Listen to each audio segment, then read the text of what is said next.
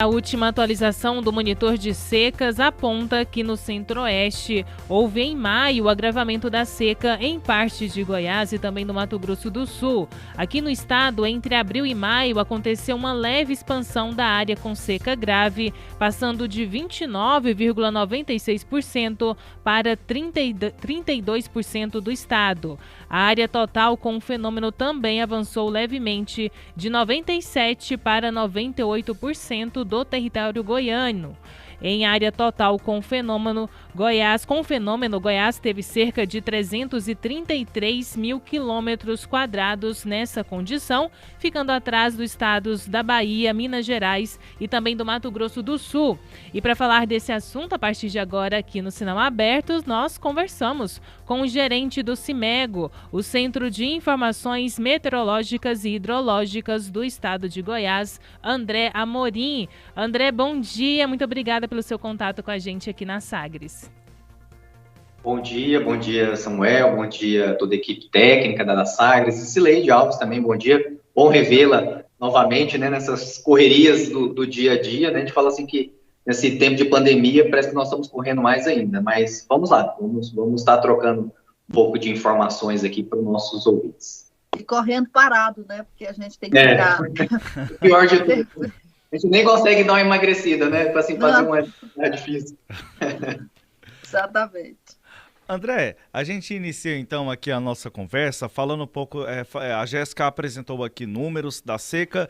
Chegamos a esta situação devido à irregularidade das chuvas no ciclo chuvoso no final do ano passado e início deste ano?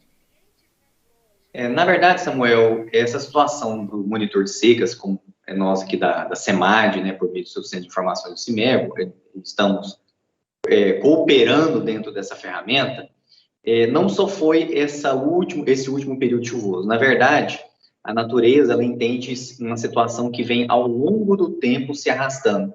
Sabe aquela situação que você fala assim, hoje é típico nosso, né? Não, amanhã eu vou no médico, amanhã eu vou no médico. Então, a situação foi mais ou menos assim. Ao longo dos anos, nós estamos com esse sintoma de seca, porque a nossa seca aqui é uma seca relativa, diferente da seca da região nordeste do país, que é uma seca absoluta. Lá você vai em alguns determinados locais, 10 anos que não chove, 20 anos que não chove. Então, a gente tem essa caracterização. E aqui, na parte centro-sul do Brasil, e ainda pegando Goiás, vamos até estender a situação para que todos entendam que é algo que o Brasil está enfrentando agora, essa situação da seca relativa. Ela acelera e desacelera, mas infelizmente, nesse acelerador, o nosso tem marcado moderado a seca extrema.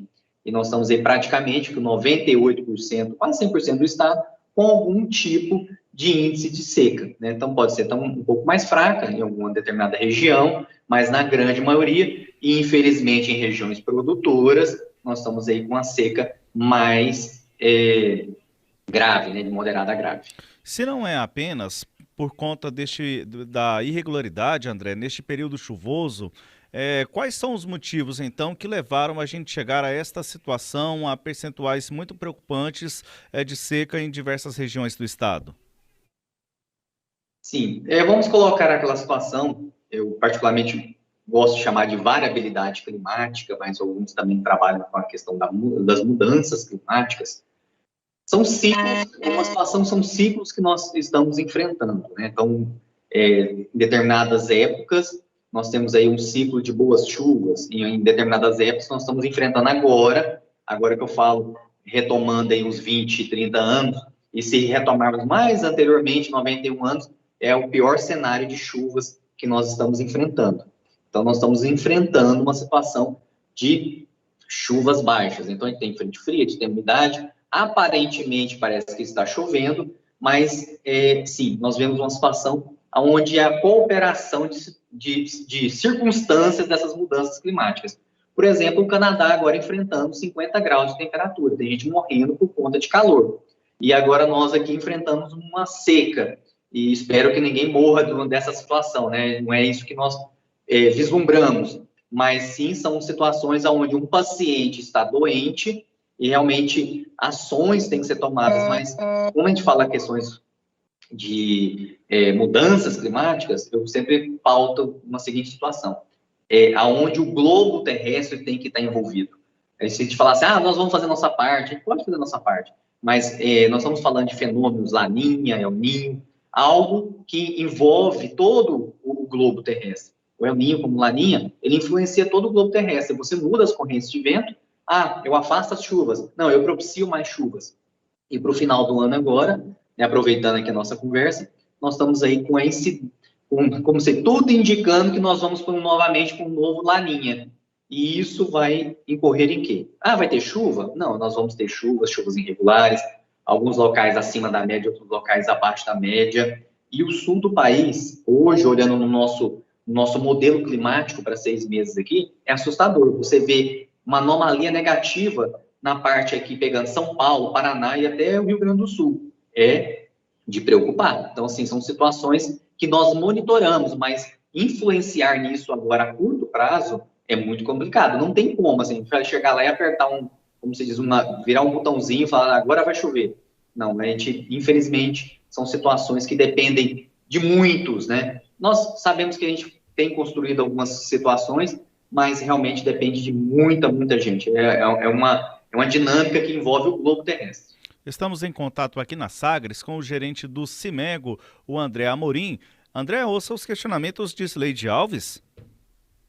André, só para o nosso ouvinte entender melhor, o monitor das secas, que foi divulgado na semana passada, o último, né, que é feito em colaboração aí com a Secretaria de Meio Ambiente aqui de Goiás, ele revela, ele tem 4, né, situações aí de seca: a seca fraca, a moderada, a grave e a extrema.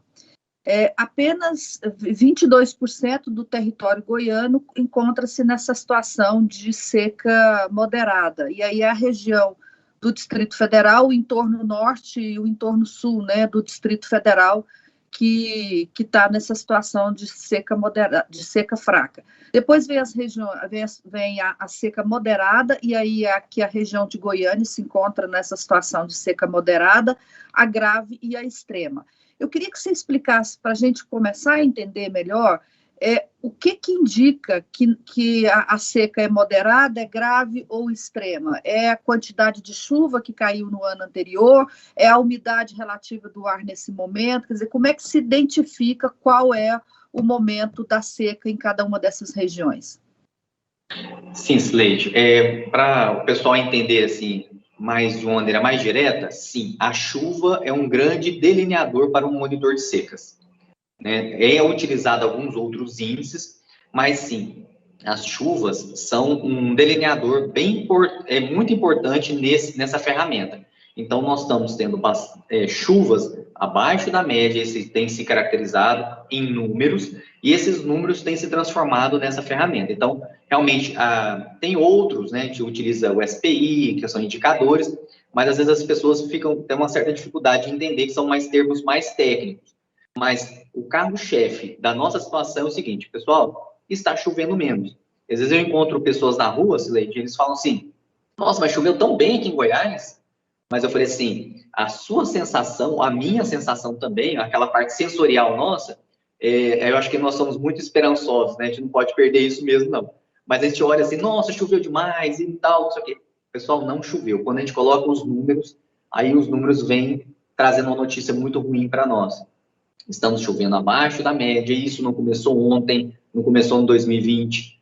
Pegando os últimos 5 anos, eu sempre remonto essa situação aqui de Goiânia, por exemplo, mas ela se estende para todo o estado de Goiás.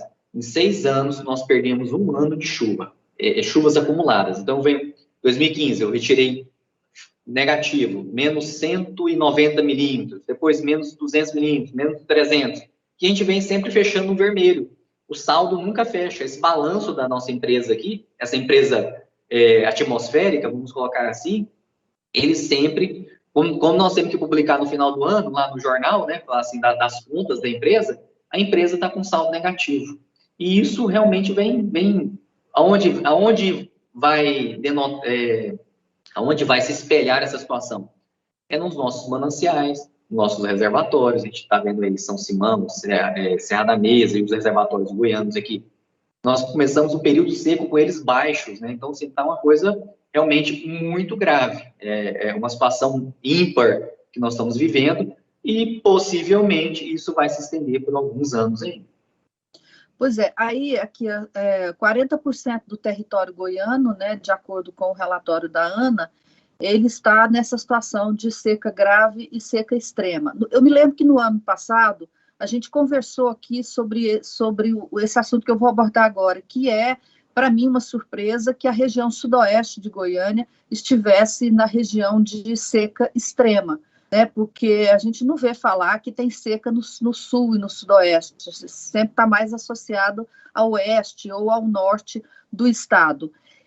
Essa situação de seca grave, parte extrema ali na região sudoeste, indica, e no sul também, né, indica algum já reflexo do desmatamento para a produção de grandes lavouras, que é o forte dessa região? Na verdade, Cileide, assim, colabora, vamos colocar assim, que essas questões, o desmatamento, são situações, eu até falo assim, gente, se você pegasse a Amazônia para plantar coqueiro, para ter castanha do Pará e frutas, açaí, nós ganharíamos mais dinheiro. É uma questão de estratégia, de lógica, porque você tem locais que você precisa gerar umidade para o Brasil. E a Amazônia é excelente para fazer isso. Ela é o nosso ventilador, vamos colocar dessa maneira, ela joga essa umidade para cá. Mas na região sudoeste, se você dar uma olhadinha no mapa, você vai notar que tem o Mato Grosso do Sul, está se formando um triângulo, o Pantanal ali, o Mato Grosso, então tem um triângulo ali de uma situação que nós chamamos assim, que tem algumas influências de alguns fenômenos atmosféricos, que tem forçado também, colaborado para que essa triangulação, e já pegando a bacia do Paraná, haja menores índices de chuva. Desmatamento colabora? Se nós preservássemos melhor nossos mananciais, as nossas matas ciliares, ajudaria? Ajudaria sim. Então, eu vou falar que é um conjunto de fatores. Nós temos, então, fatores meteorológicos, climáticos, né, vamos colocar dessa maneira, e sim, o desmatamento também colabora. Então, se nós temos áreas que é interessante de preservação, eu falo assim que tem coisas que as pessoas precisam compreender com mais facilidade. Pô, essa área é muito boa para preservação e ela vai nos trazer bastante benefício. Vamos preservar. Tem outras áreas que é apta a plantio. E nessa situação do sudoeste, como você comentou, a gente tem observado isso já há alguns bons anos que tenta haver essa mudança. E nós pensávamos assim, quando falava, tá seca aqui em Goiás, aí você fala Nordeste Goiano. Aí eu vou falar assim, tá seca em Goiás, Sudoeste Goiano. E como é que nós vamos tratar essa situação onde o PIB do Estado está praticamente concentrado assim, em produção de riquezas, né? Então, plantar é bom, eu sei que o produtor, nós temos que comer, né? Vamos colocar assim nessa situação, mas, de antemão, nós temos que procurar um equilíbrio entre a natureza e o equilíbrio entre o plantio. Não dá para a gente chegar e fazer uma coisa só. Realmente, essa uma coisa só, quer dizer, plantar sem olhar para uma situação do lado, pode agora causar algum prejuízo muito maior. E agora, se eu não puder plantar lá, Cileide, como é que fica? Não é verdade? Então, assim, a gente tem que... Esse equilíbrio é sempre constante nas nossas vidas. A gente tem que ter, eu falo assim, aquele tempero, né? A gente tem que estar sempre temperado. Não salgado e não muito doce, mas sim procurar esse equilíbrio. E eu pensando aqui, André, acho que é importante a gente lembrar que mesmo que não tivesse nenhuma relação de desmatamento com a falta de chuva, o desmatamento ele contribui para que a água não seja absorvida pelo solo, né? Quer dizer, então, essa água vai embora, ela cai no solo, ela vai embora e ela não fica nos reservatórios, nos mananciais também no lençol freático. E aí eu te pergunto, quer dizer, essa seca já afetou também o lençol freático ou isso não é medido? Por enquanto, nós estamos trabalhando no sentido de estar medindo nossas águas subterrâneas, né, ou no lençol freático. Na verdade, é uma redução gradativa. A princípio, aonde nós estamos observando, né, nós estamos aí ampliando uma rede de ações, mas aonde nós estamos observando ainda ele está estável. Ele reduz um pouco, é natural nesse período. Por exemplo, quem tem uma cisterna em casa vai notar que a água ela baixa, mas é normal para o período. O que se torna anormal é todo ano você ter que dar fundo nela, né? Como o pessoal mais do interior conhece essa brincadeira, né? Essa fala, vou ter que dar fundo lá na cisterna. É porque a água não volta mais, né? Então ele tem que dar um fundo para que pegar mais ali embaixo o veio da água. Infelizmente, essa situação também é preocupante. A CEPAD tem se preocupado com a questão da parte da nossa reserva estratégica, né, que é essa que está no subsolo, é a reserva estratégica. Mas, sim, nós temos que realmente ter essa compreensão das pessoas. O excesso de impermeabilização prejudica. Nós precisamos, sim, termos essa consciência aqui de preservar aqui em cima, a superfície, onde você vê. Eu até brinco, você vê, eu falo para as pessoas assim, você já adotou um córrego, um ribeirãozinho aí perto da casa? Ninguém, assim, às vezes prontifica para fazer essas situações. E são coisas que eu falo assim para as pessoas, gente, isso não é fora da lei não, viu? Você pode ficar à vontade de adotar ali, chegar, botar uma plaquinha, falar, nós adotamos isso aqui, a comunidade vai ajudar, colaborar. O que nós vemos, infelizmente, é pessoas jogando entulho, jogando sofá, televisão, e, infelizmente, essa situação colabora com o quê? De repente, o manancial já não existe mais, ele foi soterrado por lixo. E é ruim isso. As pessoas já sabem que hoje você tem que contratar uma caçamba para tirar os seus entulhos da sua construção. E as pessoas insistem, infelizmente. Aí aquele ribeirãozinho que o pessoal falava assim, na minha época lá, do meu avô, da minha avó, estava aqui tão bonito e agora não existe mais. Nós cooperamos, infelizmente, eu falo nós, eu me coloco também aqui, né, à disposição, mas cooperamos para o lado negativo da situação, que é aonde era aquele local de reabastecimento dos nossos lençóis freáticos ali, e agora não existe mais, está soterrado.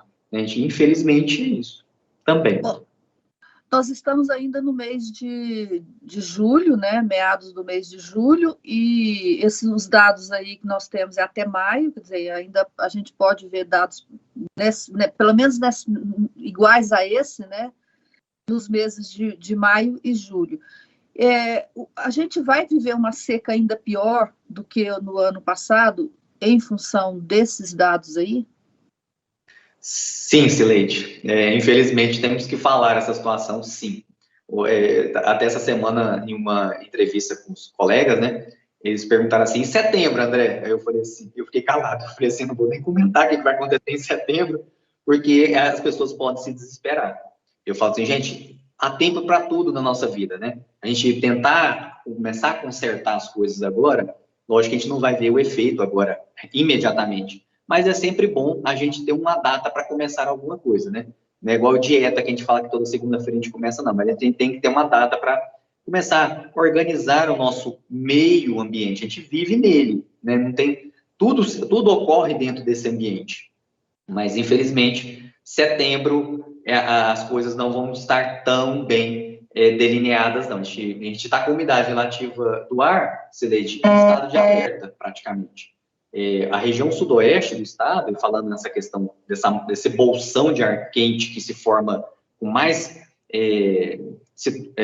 com mais prioridade ali em cima, por conta, eu estou falando de situações atmosféricas, final de semana, Rio Verde e Jataí, um estava com 15% de umidade e o outro 16%. Você imagina você estar no deserto, quase no deserto do Saara, com umidade dessa.